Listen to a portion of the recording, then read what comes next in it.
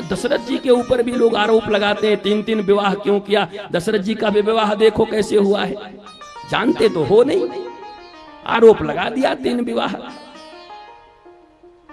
केकई नरेश की बेटी है केकई, और केकी का अर्थ होता है मोर, मयूर। उस देश में बहुत मयूर थे, बहुत मयूर थे, इसलिए उस देश का नाम ही था केकई।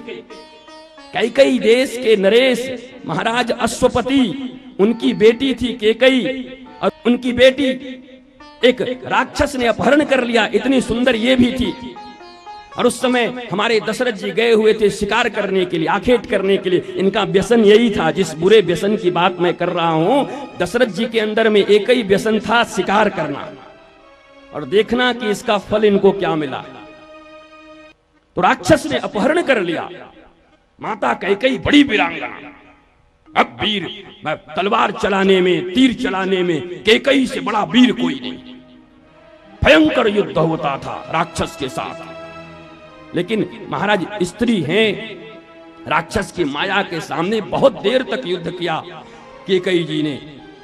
लेकिन अंत में जब राक्षस ने अपनी मायावी शक्तियों का प्रयोग करना शुरू किया तो इन्होंने चिल्लाया। दशरथ जी आकेट के लिए गए हुए थे, और गए तो जा करके फिर भयंकर युद्ध हुआ है।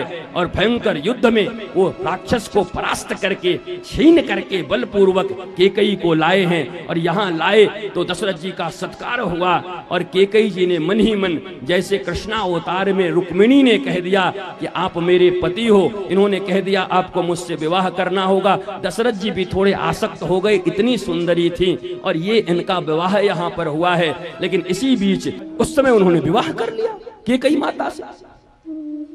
कौशल्या का विवाह कैसे हुआ पता है? कौशल्या और सुमित्रा दोनों अपनी ही बहन है, यहां भी दोनों अपनी बहन है।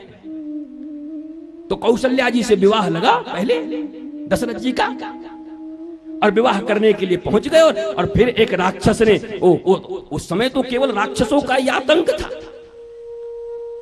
और दशरथ जी के राज्य में ही था। राम भी अगर दशरथ की तरह अयोध्या के भीतर ही रह जाते, क्या इस इक्ष्वाकु वंश में इनकी पत्नियों का ही तो हरण हो जा रहा है। कौशल्या का भी हरण हो गया था, लेकिन दशरथ चुपचाप आ गए, रह गए।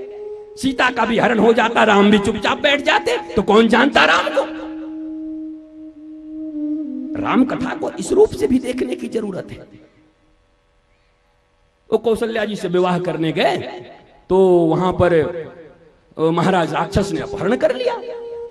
अब बड़ी बदनामी होने लगी, क्या हो दूल्हा आ गया है। तो मंडप में छोटी बहन को बिठा दिया गया, और सुमित्रा को, सुमित्रा के साथ भांवर फेरा ले लिया। और कौशल्या जी भी अपने पराक्रम से उस राक्षस से अकेले लड़के वापस आ गई।